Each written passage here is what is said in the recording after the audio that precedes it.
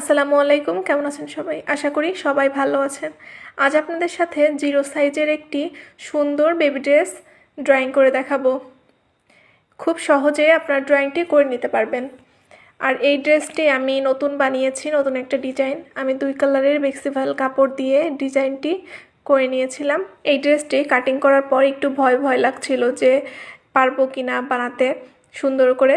তারপর বানানোর পর দেখলাম খুবই সুন্দর হয়েছে মাশাআল্লাহ।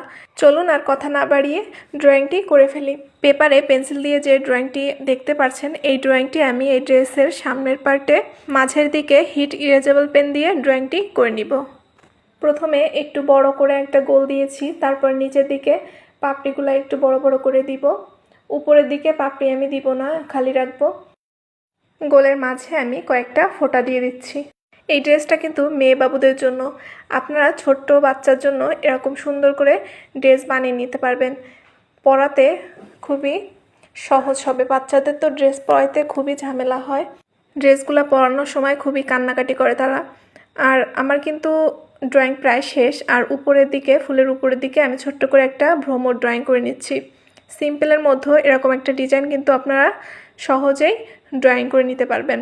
এই ড্রেসটি মেয়ে বাবুদের জন্য বানানো হয়েছে। আর ছেলে বাবুদের জন্য যদি বানাইতে চান তাহলে এরকম কুচি ছাড়া আপনারা বানিয়ে নিতে পারবেন। আপনাদের এই ড্রয়িংটি আর এই ড্রেসটি কেমন লেগেছে কমেন্ট করে জানাবেন অবশ্যই। আসসালামু আলাইকুম, আল্লাহ হাফেজ। ভালো থাকবেন, সুস্থ থাকবেন।